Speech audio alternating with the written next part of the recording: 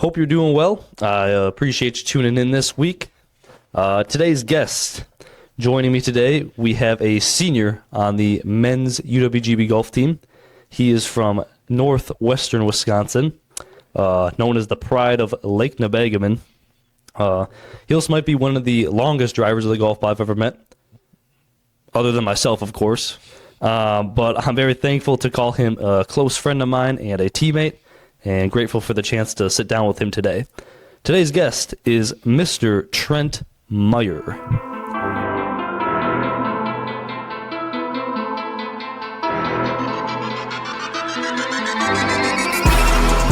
The setup isn't totally put together yet. It's a tripping hazard right in front of us, which you can't totally see, but you could probably kind of tell about what we got going on. So yeah, that's okay. I think it looks good still. Yeah, let's hope a fire alarm doesn't go off while we're here.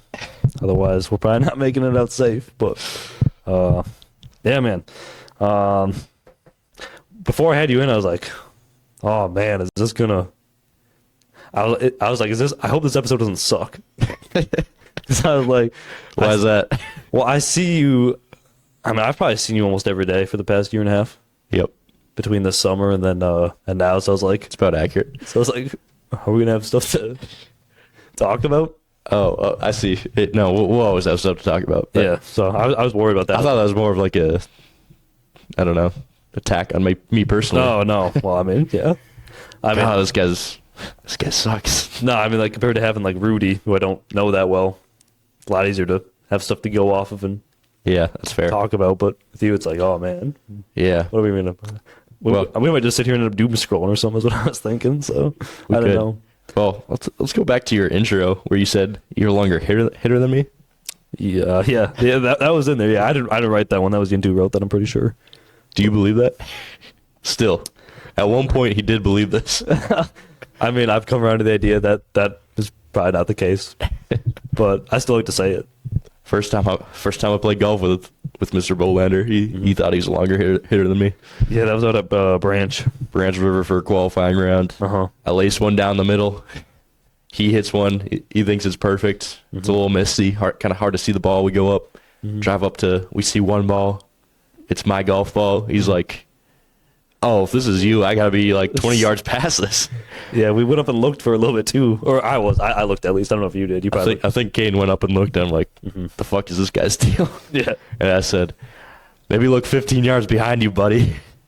And that's where it was. And it was laying back there. Yeah, indeed. I could have sworn I did too. I hit it really well, but my driver's probably broke or something. It might have been. Yeah.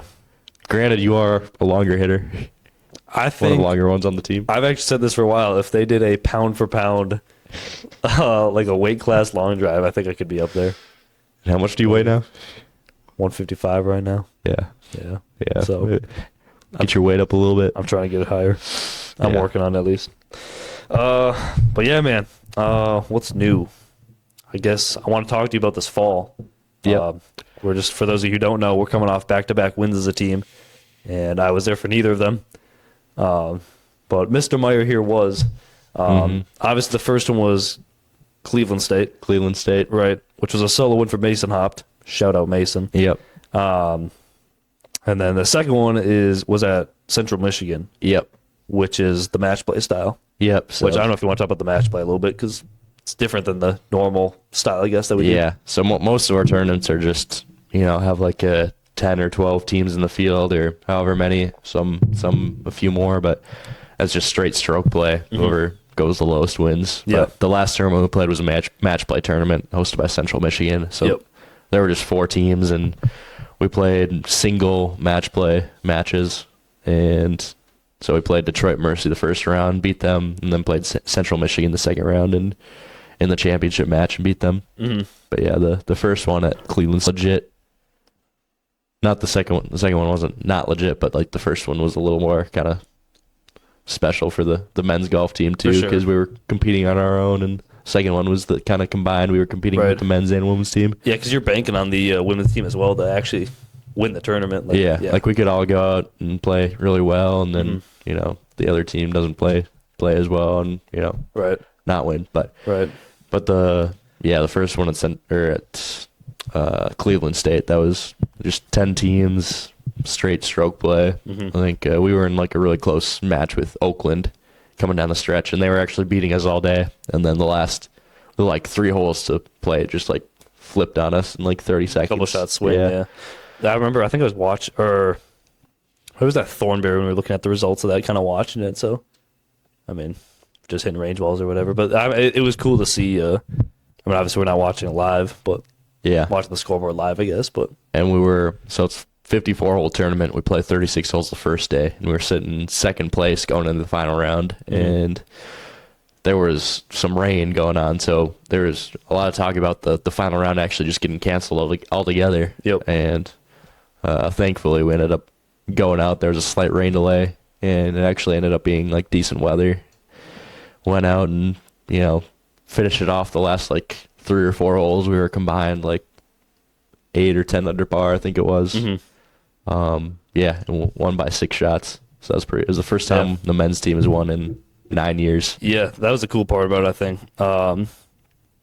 Having that, and then obviously Mason's solo win. Yeah, because he had been probably like 3 tournaments. He was like really close. Yeah, within striking range, I think. Mason, 2 or 3 tournaments. Yeah, Mason. He's a sophomore, so he had a good freshman year. He was the Horizon League freshman of the year, and then came out first tournament at Oakland. He was tied for medalist, so he tied with one other kid for first, and it was a Notre Dame individual that he had to do a playoff with, and he lost the playoff, so I'm sure he was a little hungry after that. Oh, yeah, he was. And then he had one other good tournament at SIUE, and then ended up winning at Cleveland State, birdied the last hole. For sure, but it's cool to see him bounce back. But yeah, man, what else? I mentioned earlier, we this summer we were pretty much. We did live together. We lived together, yeah. Yeah, caddying out at Erin Hills, and hey, do you want to go ahead and bring up Erin Hills? Erin Hills is, I would say it's one of the premier courses you could be at. Yeah, go pull that up. Yeah, look at that gold. That's like Frosted Flakes right there. Yeah, Erin Hills is down in kind of like the Milwaukee area. Oh yeah, Hartford, Wisconsin. Yeah. And you've been working out there. This was your 3rd year out there? This is my 3rd year caddying there, yeah. And I actually got kind of into it by some other older guys on the golf team that used to caddy out there. So there have been a few guys from Green Bay Golf who've caddied out there. So like George Nizer caddied out there. Ben Gillis is one that I think caddied out there for a little bit. Yeah, I don't know. But Ryan Schulke, who's now our assistant coach, caddied out there for a long time, and he kind of talked me into it a little bit. And so yeah, after my freshman year, I started caddying there during the summer. It's kind of like a perfect summer job for college golf. Well, yeah, that's exactly what I thought. Because when we got out there, I thought, for like managing like playing college golf and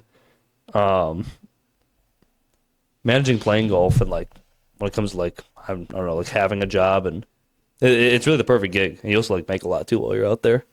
Yeah, make a good amount. Yeah. But, dude, some of the people you caddy for, too, or I should say 80% of the people you caddy for, it's maybe some of the worst golf you've ever seen in your life. Oh, it's so bad. A lot of hacks. Oh, yeah. You're carrying 2 bags, 2 golf bags on your shoulders. And we get 2 shitty golfers. Yeah, they're spraying it. It's just right, left. Half the time they're drinking. They don't even know if they're at Whistling Straits or Erin Hills anymore. Yeah, it's a workout. Yeah, for sure. You remember that one guy I had this summer who I'm pretty sure. Which one? Well, he did something in the bathroom. Oh, the guy that was on cocaine. We can't confirm it was cocaine, but it wasn't water. I don't think it was. Well, he went to the bathroom. Like this right before the round, you like meet him at the putting green or whatever, and he came walking out of the bathroom kind of across the putting green. And when I met him on the range, he was like excited, like in a good mood or whatever. And he was like, "Is there a bathroom around here?" I was like, "Yeah, if you kind of head over there, cut through there, it's right over there or whatever." He's like, "Cool." And then he comes walking back over, and he just looks at me and goes, "I've been waiting my whole life for this." The dude was so amped. He was like, "Let's go." Yeah. And let's go. I don't know how to like match his energy either. I was like, "Yeah, dude, I'm excited too." That might have been the most like excited person I've ever met Yeah. to play I'm pretty sure, a round of golf ever. Yeah, he like chest bumped me, like smacked me on the ass at some point. You know, I was like, dude, we gotta back up a little bit. And I just met you, but and then, yeah, we get out there. So I was suspicious too, because like, you know, I thought he wasn't like Eminem, but he was pretty close to rapping. I thought like a couple of his sentences were pretty close. Yeah. The way this guy was talking, I was like, you know, this guy's got to chill. But I remember This was all just like he went into the bathroom and came out just acting completely different like person. that. And then I remember we get to like the 7th hole or whatever, and there's maybe three. I think there's 3 trees on the course, very link style, and we get to the 7th hole, and he's like, "Oh, dude, I got to get a couple eye drops out of my bag."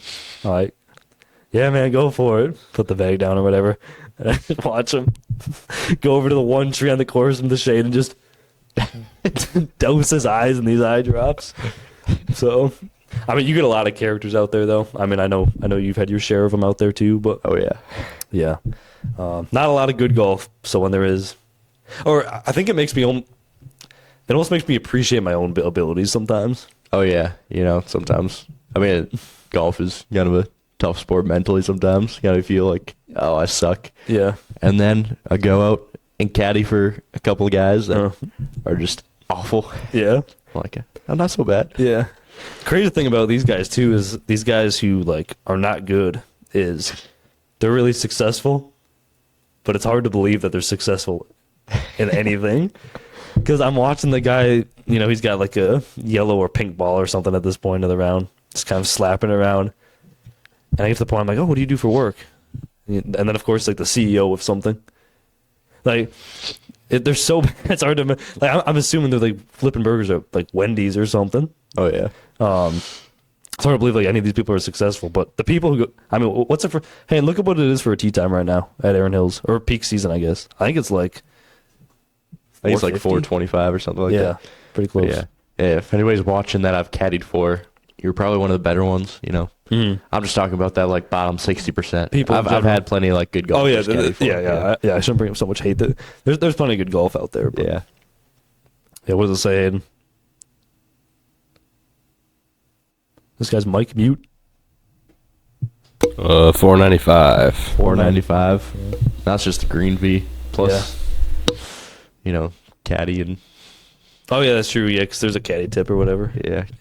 caddy rate. So yeah, probably Yeah. upwards of like $700 So, altogether. so that's like hard to believe these people paid $700 to essentially pick up almost on every hole. Yeah. Or again, it's not all of them, but I mean, there's a fair amount for sure. Yeah. Definitely. But yeah, we were out and working at Erin. What else this summer?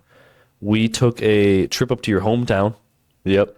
Lake Nebagamon, which, hey, you got to pull up Lake Nebagamon for me. It's like Pull that up on a map. 4.5 hours northwest of Green Bay. Yeah, I think it's right by Canada, isn't that right, Hayden? Yeah, everybody gives me kind of crap because everybody on my team says I'm from Canada. Well, dude, beautiful area. It's that just is in the like middle that of- is Lake Nebagamon. Yeah, Yeah, pull up some images of it. The village of Lake Nebagamon. Yeah. That's what it looks like. Oh, there's the Dairy Queen. Yeah, pull that up. Oh hell yeah. And that's the skyline right there, folks. That's the biggest building they got, I think. That's the peak of it, from what I remember. But yeah, sorry. How'd you like visiting? I thought it was cool. Real cool area. Sort of reminded me. We used to have a cabin up in the UP. Yep. So it sort of reminded me of that a little bit, being up there. But yeah, cool area. Just really in the middle of nowhere. We went up there in the first place for the that was the state am qualifier. State Am wasn't it? qualifier. Yeah. Yeah, state am qualifier. So we kind of turned into just like a long weekend. Yep. Me, you, and my buddy Michael, who we lived with this summer. Yeah. went Michael up there. Conti. Mr. Conti. We went up there and we lived, we went up there for the tournament. Stayed a couple days and hung out at the lake. Mm-hmm. You got to ride a jet ski for the first time. I never been on a jet ski, and you know I'm from Arizona, and I'd probably purchase one in Arizona. There's no water there, but I just have it. Yeah. Have like Kenny Powers aura. Yeah, Sitting in the driveway. just hook it up to my trailer to drive around with, but never use it. Yeah, I'd probably do that. I think. Yeah. No, I enjoyed that. I also enjoyed meeting your neighbor while we were up there. Ed. Ed, yeah. Yeah. And yeah, so the first time we met him, me and Michael, we were out on a dock fishing. I think I was inside, like, You were cooking burgers or something. and we were fishing, and there wasn't even fish out there, but we were still fishing. And I remember I just Bad fisherman. But yeah, the only thing I was fishing on was my pole because Michael threw it in the water. Yep. And I don't know if That did happen. He was trying to see how hard he could cast, and then all of a sudden I look over and well, half my rod's in the lake. So anyway, I just finished fishing that out, and yeah, Trent's got this neighbor, really great guy, really cool guy. Yeah, he's about like 80 years oldish. He's an older guy, yeah. Yeah. And I don't know if he's Swedish or if he's just trying to be Swedish. I think his wife is Swedish, Is that what it is? but I don't think they weren't born in Sweden. Like they Yeah. like just Swedish heritage. Yeah, they got a They're Swedish, born in America. They got a Swedish flag in their yard though, and there's a lot of ja Oh when yeah. they're talking to you. Oh yeah, yeah. I feel like that's just like northern Wisconsin accent though. Oh yeah, yeah. Don't you know? Yeah. Pull up if ja. I'm pretty sure ja is yes in Swedish. You pull it up, Hayden. Yeah means yes in any language. That's just Canadian. That's like- just Canadian. No, I mean like Oh, maybe no. Canadian. I'm almost certain JA is Swedish. Oh and yeah. I didn't think of it that way. I'm pretty sure JA like in Swedish is Probably. yes though. I think. Anyways. I'm supposed to be Swedish too. We never got the. Yeah, I never Olander. did. I never did like the. Yeah. I never did like the 23 or me or whatever it is. I feel like I can just tell by your last name, Bolander. I think it's supposed. That's what I'm told at least. I don't know.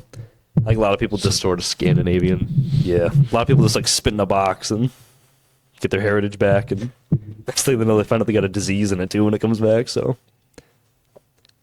Yeah. I'm pretty sure 23 and Me actually just got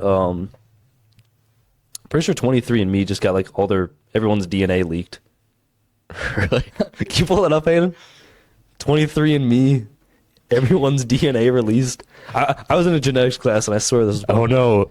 They know I'm Swedish. that was my thing too. It's like who cares? Yeah. I don't- People would be like, "Oh, you blue eyes." Thanks. What does that say? No. No, it didn't get released. Well, Nope. And that's why we fact check. They went bankrupt. Look that up. 23andMe bankrupt. Well, that's at Gemini, and that's not even helping me on my homework. So, if it's messing on my homework, it's probably messing on my search here. Look up 23andMe bankrupt, if you could.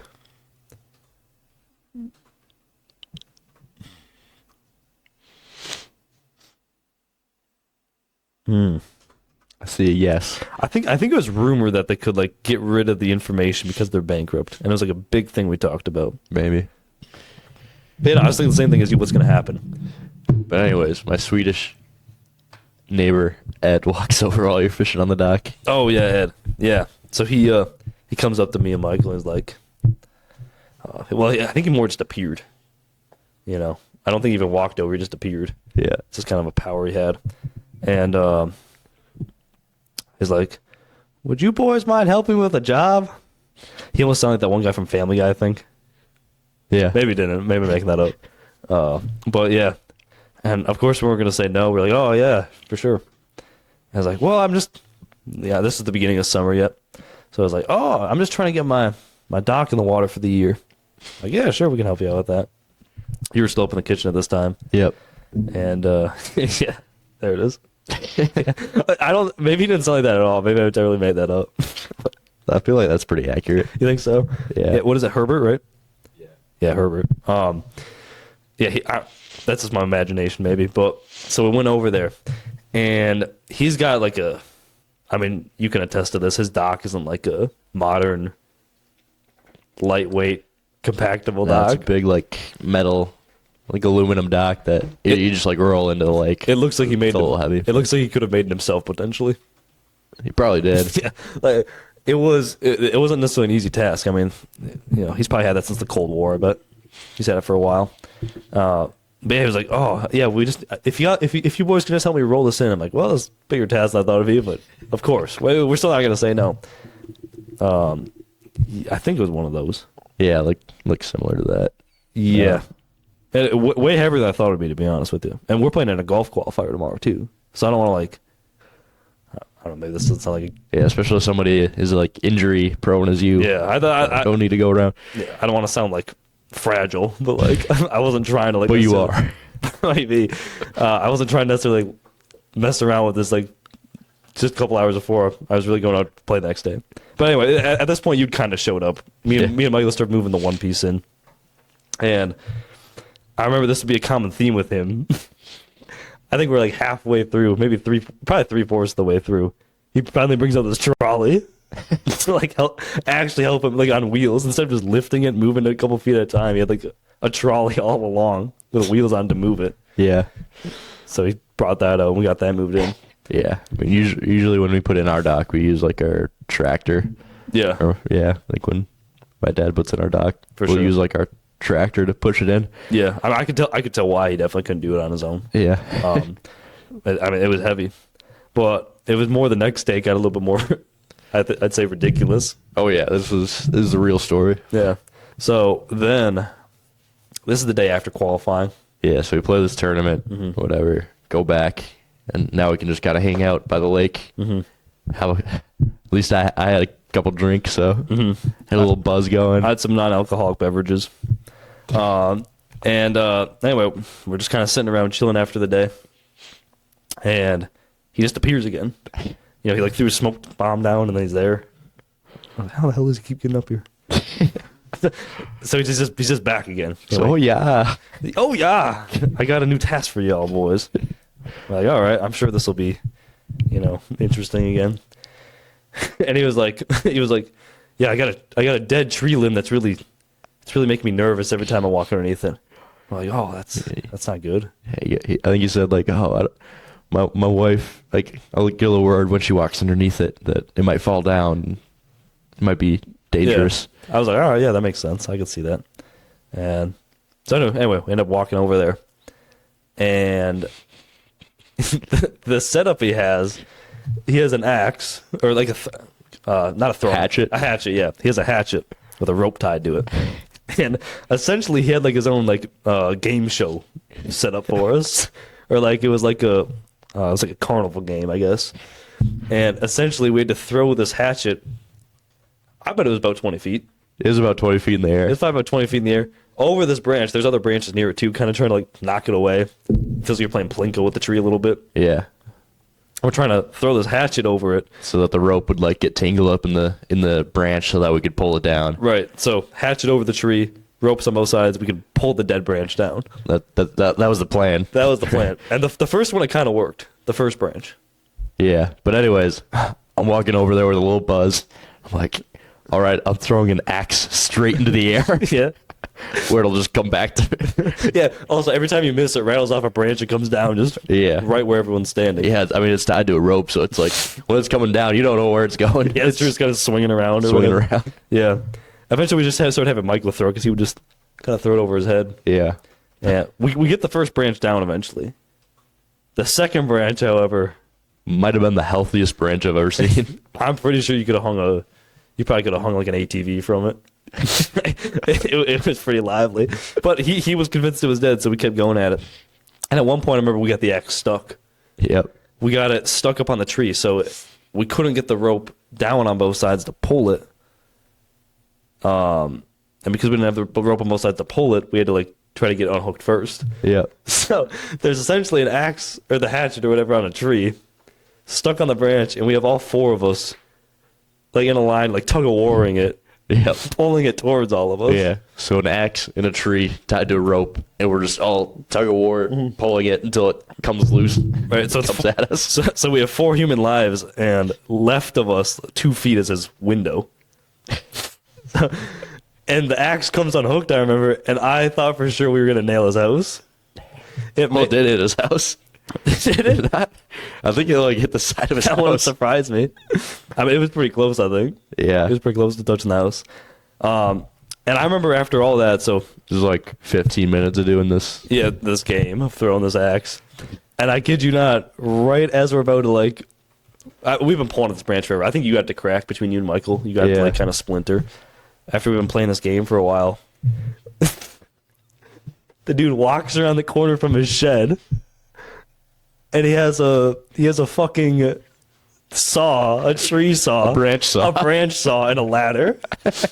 He goes, "Oh, maybe this will help." I remember just looking at him like, I don't know what he's gonna ask us to do next. Like, mow his lawn with nail clippers, and then bring out a lawnmower later and do it. Like, but yeah, he walks around with like the two most practical items to do this job from the start. So yeah, about 2 minutes later, the job was done.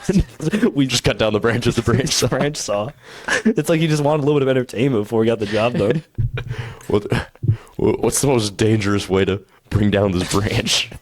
Let's tie an axe to a rope and throw it up in the air. I don't know what actually happened. You think like halfway through, you just realized like, oh wait, I actually have the exact cool tool for this. I actually have exactly what I need to get this job done. Yeah. But yeah, And he was worried about the branch falling down on like him or his wife. Like that as was if that's not like more dangerous than us throwing an axe into the tree. Yeah, and then like yanking it down. Yeah, as if we were doing like a circus act the entire time to get the branch down. Yeah. Great guy though. I don't want to like really nice guy, cool guy, and real fun guy. But I mean, he's probably your average Lake Nebagamon citizen. My dad said the first time when we moved there, I was probably like 8 or 9 years old. We moved to that house. The first time he like met him, he went over to his yard and he's just in the top of a tree with a chainsaw. Oh, so he's a repeat offender. Oh yeah, yeah. That's probably is the method that works for him. Then he probably was. He was probably wondering why we didn't have it down quicker. I bet then that's kind of his thing, I guess. Yeah. Oh no. Yeah. Yeah. Oh yeah. Oh yeah. But yeah, we were there for the state am qualifier. Me and Trent did not qualify. Michael did. But you still ended up playing in the state am. Yeah, luckily I played well in a different tournament, the state match play tournament. Took fourth, right? Made it to the semifinals and yeah, beat some good players, took fourth. So I kind of got an exemption into the state am because of that. Trent Meyer knows people. He's got connections. Yeah, because you made it to the state am, which was at the Lido this year, and you want to pull up the Lido. And I mean, this course is just it's a new course at Sand Valley. Yeah, it's like semi-private, so you can only play there if you like stay at Sand Valley or are a member there. Yeah, and I mean, but it is. Yeah, it's not. Yeah, it's not my personal favorite course. No, I mean it was very confusing. You went out there and did a practice round with some of the caddies out there. Yeah. Oh yeah. Yeah, you want to talk about that a little bit? Well, we had a practice round the day before the tournament, and the course Sand Valley kind of just provided us 4 caddies from the course. So we had this 4 caddy that would kind of show us around the course and kind of tell us where to hit it or where to not. And this guy came up, introduced himself as Big Cat. Still to this day, I still don't know his actual name. Yeah. Just Big Cat. Yeah. And he looked like he could be good caddy, maybe not. After caddying at Erin Hills, get some characters that are actually good caddies. Right. Yep. But gave some questionable lines. Like I don't know, wasn't necessarily like the best caddy for like solid golfers, because the practice round was just me and 3 other guys that were playing in the tournament. Well, I remember he was almost like underestimating you guys' abilities. I think so, yeah. But yeah, he had like the Meta Oakley glasses, so he had like, which was kind of interesting. So he just had like a 400 pair of like sunglasses. Was he just like recording the round? I think he might have been. I don't know. Taking notes or something. But I was just like, oh, so do you live around here like with some other caddies during the summer? And he goes, oh, no, I actually, I'm just living the caddy life, living out of my car right now. And yeah, that's a lot of guys. That's a lot of guys in the industry. Yeah. Especially when you get a caddy name too. Yeah. If you're working to the point you get a caddy name, Big Cat. But yeah. Yeah, I think it was, what was it? It was a hole like 16 or something. It was like, no one's hitting this green. Yeah. I've never seen anyone hit this green. I'm trying to think. Oh, yeah. It was a par 3, hole 16. And he and the other 4 caddy that were in the group are describing the hole. And they're just like, yeah, you have to hit just a perfect shot here or else you're fucked. He's like, the average score I see on this hole is 8, And that's a par 3. And that's exactly what you want to hear, by the way, before you tee off. Like, all right. And granted, it is like a difficult hole, but I think I parred it both rounds I played it. Yeah. Like, it wasn't that difficult. I remember when we got there, or we ended up getting there, it was like the most stock hole I think I've ever seen. Or no, that's not true. But it didn't need to be hyped up the way it was. So Right. like, yeah. They were describing this hole like it was, like I was about to go, I don't know, like into war or something. Yeah, you're about to miss the green and end up in hell or something. Yeah. Yeah. But yeah, you qualified for that at the Lido, and I remember you were like, "Hey man, you want to like come and caddy for me?" Yeah. And I was like, "I'm good. I'm gonna go caddy at Erin, make actual money. I'm just not wasting the drive out to the Lido. It's probably about 2.5 hour, 3 hour drive from where we're living. Yep. I wasn't gonna drive out there and whatever." That is until I found out what the pairings are going to be for the tournament, and then I entirely switched up because we were out kind of just like a alumni summer thing or whatever. Yeah. We were out at like Not a party, but a lake Yeah. house for the weekend. yeah. And the pairings come in. And you want to talk about who you were paired with? Yeah. So I got paired with Tony Romo for this tournament. Mm-hmm. Like the football player, CBS announcer. Yeah. And so Tony Romo, he's from Wisconsin. He's a good golfer, and they kind of give him an exemption to play in this tournament every year. Yeah. So he plays in it. He does a lot for Wisconsin golf, I feel like. Yeah, Yeah. he plays in another one called the Ray Fisher every year. So he plays in that every year. But yeah, I just randomly got paired with him to play.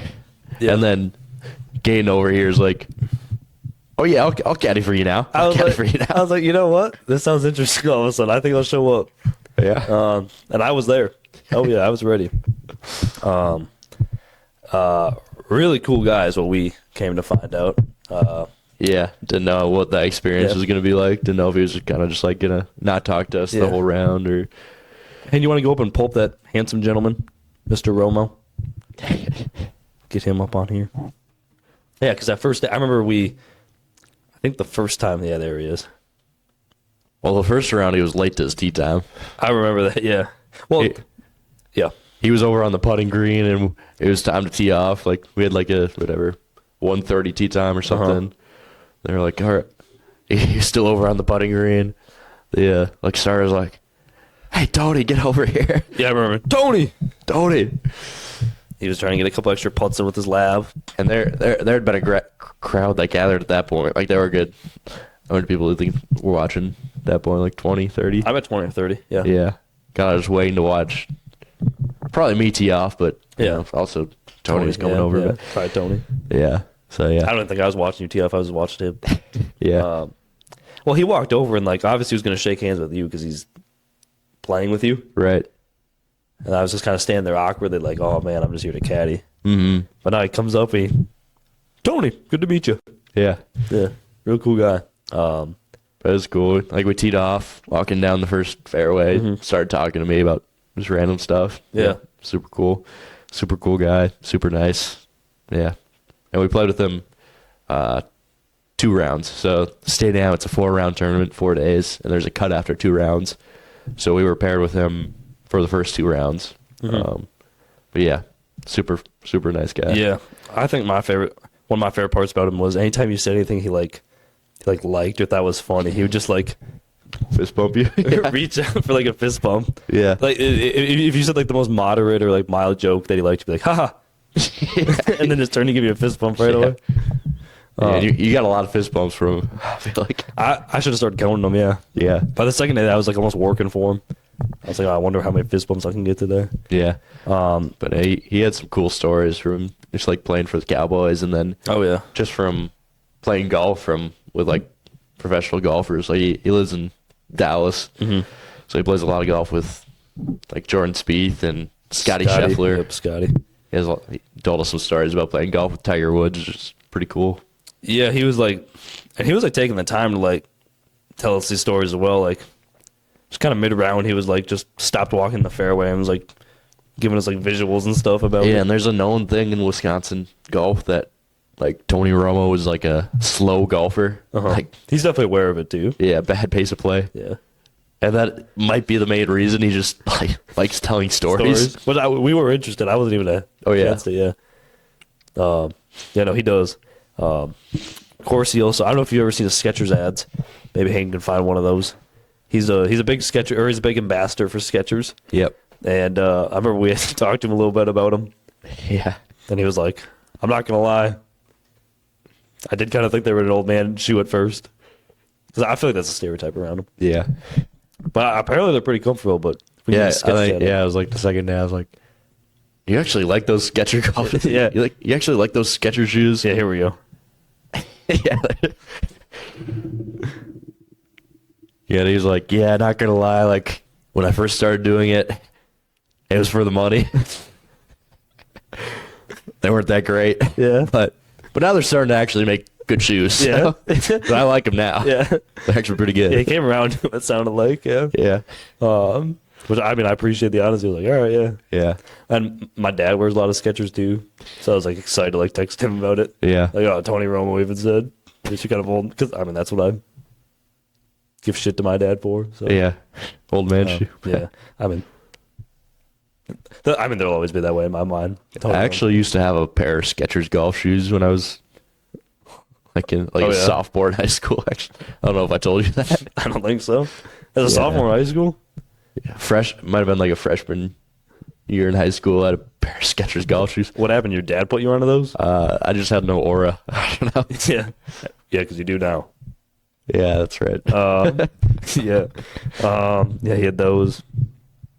But anyway, so we played with him for a while, or 2 days worth. And between you and him, you guys both weren't looking like you were going to make the cut. Yeah, I mean, it's like a competitive tournament, so you got to play pretty well to make the cut. For sure. Neither of us really played very well. Right. So we just both missed out on making the cut. And I remember me and you were coming up 18, and we were like, oh man, like this guy's been like cool so far. I wonder if he's like wants to hang out or whatever afterward. Like that'd be really cool. Yeah. And then, I mean, you asked him, not me. Yeah. Yeah, I just was like, I don't know what you're doing after this, but me and Caeden will just be hanging out the rest of the afternoon if you want to go grab a drink or do something. And then he brought up like going and playing the par 3 course there, the sandbox. Sandbox, yeah. So, yeah, we ended up getting done with the round. I had to do like an interview for something. Yeah, I mean, he was probably doing them he was taking like photos and doing interviews for like good hour at least. Yeah, and we just kind of hung out. I think we grabbed some food or something, and then whatever. He was about to get away, I thought. Yeah, I think he started walking away. I was like, "Hey, Tony, you mind if we at least like get a picture with you before you leave?" And he's like, "Oh yeah, actually, like hop on the car. We'll go. We'll play at the sandbox, the par 3 course." Yeah, this whole property, Sand Valley, is really big property. Yeah, so you have to get like shuttled around everywhere, just because it's so spread out. Yeah. Of course, Tony, he is like a private shuttle going around. Yeah, normally it's like shuttles you get on with like a bunch of people. Right. Tony has like his own private. I think they were staying there too. Yeah, like the CEO of MasterCard or something. So yep. Some ridiculous place. And he was like, because he was like gonna get away. I thought I was like, oh, thankfully you like yelled over to him. I was like, yeah, can we at least get a photo? Like you said, but yeah. So he invites us onto the shuttle with him, which was sweet. And who was all on it? It was me, you, Tony, his dad, Ramiro. Yeah, Ramiro, that's right. And who was his doctor was there too. His doctor was there as well. Yep. Yeah. Yeah, because he had like a doctor with him the entire time. Yep. I remember we were and Ricky, the other guy. You knew Ricky. I don't know Ricky. I played with him previously, like in another like golf tournament. But yeah, what's his affiliation with? Did we ever find that out? I think he's just good friends with like their family and like lived in the same area as them. Gotcha. Cause we're driving back on that shuttle, and I was like, kind of looking at you. I was like, oh man, this is kind of crazy. Yeah. So yeah, whatever. We drive to the sandbox then, which is like Trent said, a par 3 course, just kind of a shorter place, and it's really not like a serious thing. Like they kind of have they had like a taco truck set up. Yeah, that's more like towards like the central part of the property. like resort. Yeah. Yeah. It's like a taco So truck. there's more people around, and taco trucks right next to the tee off area. Yeah. A taco truck set up there, and I don't know if I saw him like pay with anything less than $100 bill. No, I don't think so. He had like a Lululemon like fanny pack of just hundreds in it. Yep. Because like we go to the shuttle, whatever, just like hands $100 bill to the shuttle driver. Yeah. And he's like, "Oh, you guys want lunch or something, or any drinks? It's on me. Non-alcoholic, of course. Any drinks? It's on me." And like, yeah, sure. We order whatever. It's just always $100 bill. Yeah. And whoever, which Yeah, so we were hanging out there for a couple minutes before we could like tee off on the par 3 course too. Mm-hmm. I just remember like just the random people around that would like just notice that it's Tony Romo and like do a double take. And yeah, because it was different at the tournament. Everyone's like expecting him to be there, or they're like aware he's going to be there. yeah, there were still like people like came around to watch him play specifically and following our group. But Right. This is just like out in the wild, I guess. Just out in public, I guess. But yeah, you could like see people like tapping each other on the shoulder and stuff. yeah, People thought like I was associated with him in any way. yeah, I've never been really Not. around that type of fame. No. Yeah, It was pretty cool. He was like paid for us to play too, which is cool. Yeah, But I remember at the time I was really going through some shoulder stuff. I've kind of had some off and on shoulder stuff, and for whatever reason I brought it up. I think it made sense at the time.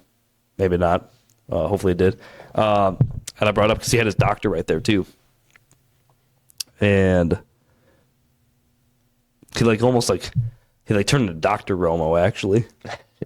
He was like poking and prodding. He was like going to find the problem himself. oh yeah, Yeah, you ask him about a lot of things and he'll talk about it for sure. oh yeah.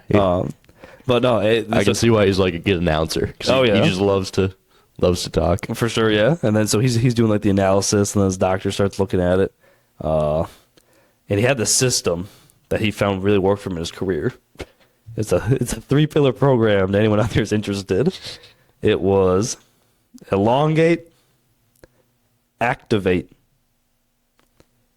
and then he'd forget the last one. He'd go elongate, activate. You got to elongate it. He kept forgetting. That's the what you last- got to do. That's what you got to do. He kept he was like trying to like kind of give me advice about like my body, which I was appreciating. Yeah. But he couldn't figure out the last one. He'd be like snapping or whatever, trying to figure it out. It's strengthened. We eventually he remembered later in the round, but yeah, he also like gave you his walking taco too. Yeah. Couldn't finish it. Yeah. Yeah. But yeah, then we went out in the par 3 course, bought us some drinks. Mm-hmm. Not alcoholic for Caeden, of course. Correct. Yeah, it's cool. Like, played with us, him, his dad, and one other guy, Ricky. He also goes on the first tee. All right, we'll do $20 a person and $100 each for a hole in one. And at this point, I was pretty aware that $100 for him and me were not the same. The way he blurted out $100, I was like, I really hope nobody gets a hole in one, because he that wasn't more of a question. He was more asserting it. What was I gonna say? No. I was like, all right, well, let's hope no one knocks one in. Pretty sure he was keeping the prices low for you, for us. That probably was the low price of anything. Yeah. He's like, So I don't know. He was talking about playing like money games with like other pro golfers. Well, he'll get shots, of course, but I'm sure he plays for a little more than that. Yeah. I mean, yeah. He's asked me about $100. I think all I had in my wallet at the time was a Panera gift card or something. Yeah. So it wasn't really the same. But yeah, no, that was cool. We went out and golfed with him, and I don't know, real cool guy, I guess. Yeah. I don't really know what to expand on from there. And I ended up getting his doctor's phone number. It could be fake. It could just be like to Domino's or something. So I don't even know if it's real, but yeah, no, he was a cool guy. Yeah. So that was definitely a cool experience. Yeah, Good couple days. for sure. Yeah, man. What else? What else happened this summer? We did play your home course in Norwood. I forgot what we were up in that Nebagamon trip. Forgot to talk about that. Hayden, can you go ahead and see if Norwood Golf Course comes up? Norwood Golf Course in Lake Nebagamon. And I'll be shocked if it even comes up, to be honest. I don't even think they have a website. they barely had a golf course, so So I don't know. yeah, Norwood's the golf course I grew up playing, or this is where I learned how to play golf. Started playing when I was like 12. It was like a mile from my house. Here it is. It looks pretty good there. Oh wait, So that can't be. Oh wait, that's it. That's it. Yeah, it looks like a campground. Yeah, there's the clubhouse bar. But yeah, what did you think of my home course? Well, when you first get there, I'm not going to call it a clubhouse because that's like a stretch. It's more of a bar. Yeah, that's correct. It's how would I put it? Instead of like a golf course with a clubhouse that has a bar, it's like if you those bars you see with like volleyball courts next to them. That's what it felt like. It was like a bar, but with a haphazard golf course kind of laying next to it. I would agree with that. Yeah. Like you walk in and is there a head pro there? No. Hey, yeah, okay, that makes sense. I don't know if the head pro was even in there. If he was just like, smoking a pack of Newports with a raccoon or something out back, because there was not a head pro when I walked in. So, but yeah, you get your essentially you get your tea time from the bartender. Well, there's not really any tea times. You just show up. Oh yeah, yeah, and they'll let anyone show up too. Yeah. This is what I've said. I've said there's when you go and play golf there's more people shirtless playing golf than there are in polos. And I was really looking forward to that because the majority of golf courses you go to are not really rigid, but you have to wear a shirt. Yeah. So I was kind of looking forward to that because you see people like barefoot golfing. It's like, oh, that was kind of fun. Yeah. So I was really looking forward to that. But yeah, no, you get there. Yeah, you go into the bar and get your stuff. And from there, it's pretty much whatever you want to do. You just make the course your own. But, the one moral I did come away from being out there was hats off to you for developing your game out of that course. That place, I could probably cut my lawn a little bit similar to it, I bet, and make a course. Yeah. I feel like it's a pretty good golf course. I didn't think that I've played courses with worse conditions. That layout though was maybe the goofiest thing I've ever seen in my life. It is. Well, it's a 9-hole par 31. It's like 2,700 yards. Yeah. Yeah, it's mostly just long, janky par 3s or short, drivable par 4s that are a little screwed up. Yeah, I think so. I think the course designer is probably spending some time in the bar before he went out there and really put the course together himself. But yeah, but no, definitely. Yeah. Well, I learned how to play golf there. It was the only course I played up until I was 14 or probably 14. Then started playing a lot more golf, and then started playing at a different course, hitting greens, which you didn't play, but that's where I started getting a lot better at golf for sure. And that's that one's par 72, 60, 6,200 yards. So it's not a lot more of a real course then. Yeah, a little bit more official. But that course, that has 0 bunkers on it. So just no bunker game for you when you got out of there. No. Well, that explains a lot. I actually didn't learn how to properly hit a bunker shot until I got to college. When Ryan Schulke taught me. Correct? Is that true? Well, I was whatever. I managed out of them, and then whatever played. I was decent in junior golf. Obviously, got recruited to play here. Right. And then whatever, had not that great of a freshman year. You were just shaking every time you saw a bunker. I knew I was going to get out of it, but it's it was going to be rough, yeah. But then after my freshman year, I lived with Ryan Schulke, caddying at Erin Hills over the summer. But he actually taught me how to properly hit a golf shot out of a bunker. Got some basics down, yeah. Yeah. I can see that. Just the overall, I don't know, I think it's cool because it's just not a great golf area you're from, especially when it comes to weather. We struggle enough with weather here and the cold conditions, but being up there, it's obviously, a little bit, nothing crazy worse, but a little bit tougher. It's definitely a little colder. For sure. Every spring, like the golf courses wouldn't open as soon as like the golf courses in southern Wisconsin. Yeah. I remember always like looking online, checking online, like, oh, what are all the open golf courses in Wisconsin? Right. They'd all be in like southern Wisconsin. I'd be like, gosh, shoot, Well, like that's like a Or even like traveling for tournaments for you, because there's like there's no like real events there. not a lot, but like yeah. So like in the springtime, going back to that, like I would always drive down to Eau Claire, which is like a 2-hour drive, just to play the golf courses there, which is like would it be Wild Ridge? I think it was. Just because they would open up like 2 weeks earlier than the golf courses up by me. Right. Yeah.